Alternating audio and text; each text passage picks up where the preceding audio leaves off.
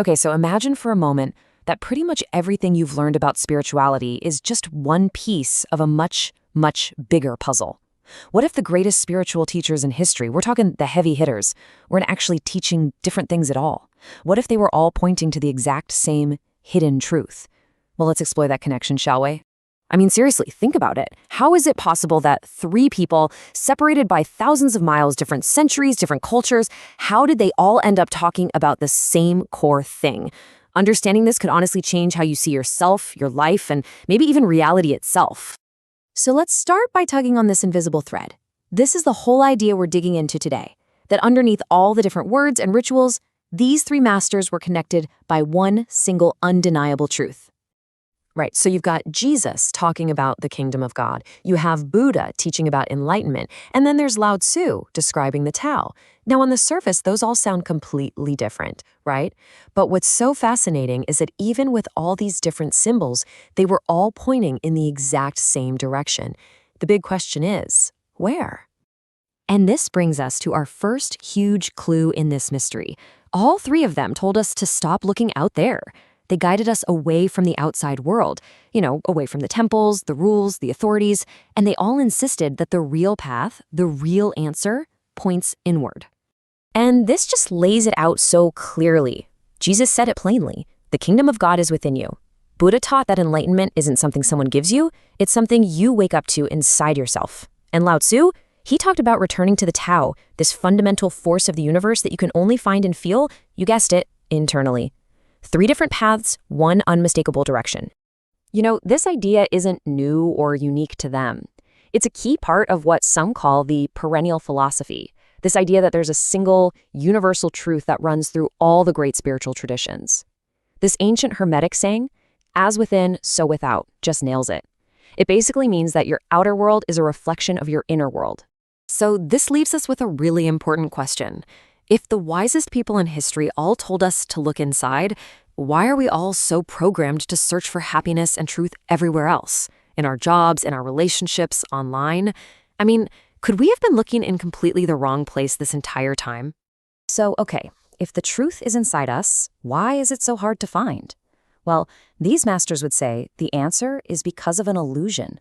And it's not something spooky or mystical. It's a basic mistake we all make about who we think we are. It's the illusion of I. From the day we're born, we're taught to believe that we are our thoughts. We are our name, our job, our past, our triumphs, and our failures. We confuse the story we tell ourselves about ourselves with who we actually are. But what if that identity, that little I in our heads, is just a character we're playing? And this is where their teachings line up with amazing clarity. Jesus directly challenged this idea of the ego.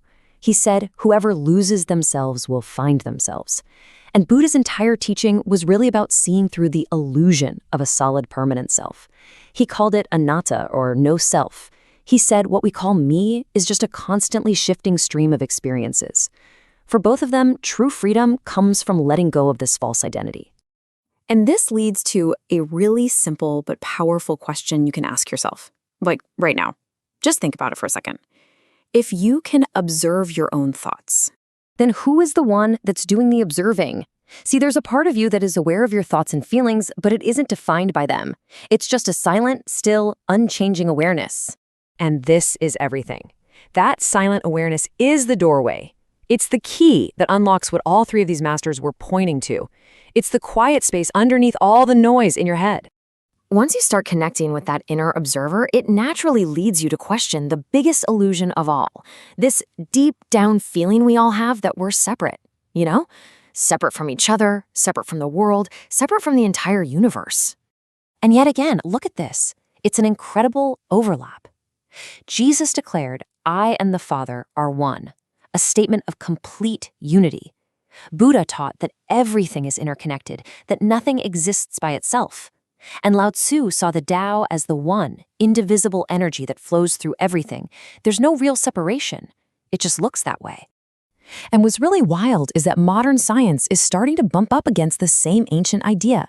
Quantum physics, when you get down to the very fabric of reality, describes a universe where everything is fundamentally entangled and interconnected in ways that totally defy our common sense. The philosopher Alan Watts had such a brilliant way of putting it. He said, "You're not just a little thing in the universe. You are an expression of the universe." Think of a wave on the ocean. The wave isn't separate from the ocean, is it? It is the ocean, just waving. You are the whole cosmos, peopling. So why does this matter? Well, because this feeling of being a separate, isolated little self is the source of so much of our pain, our fear, our anxiety, our loneliness.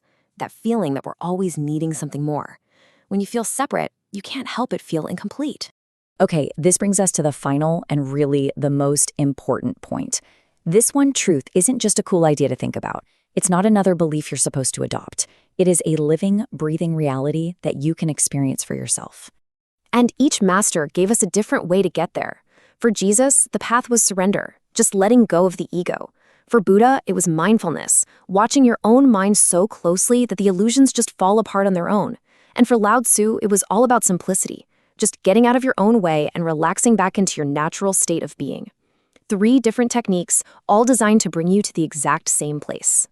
So, at the end of the day, the truth you're searching for isn't in your thoughts, and it's not in your personal story. It is the silent, aware presence that has been with you your entire life. It's the space where your whole story gets to play out. So, I'll just leave you with this question to carry with you.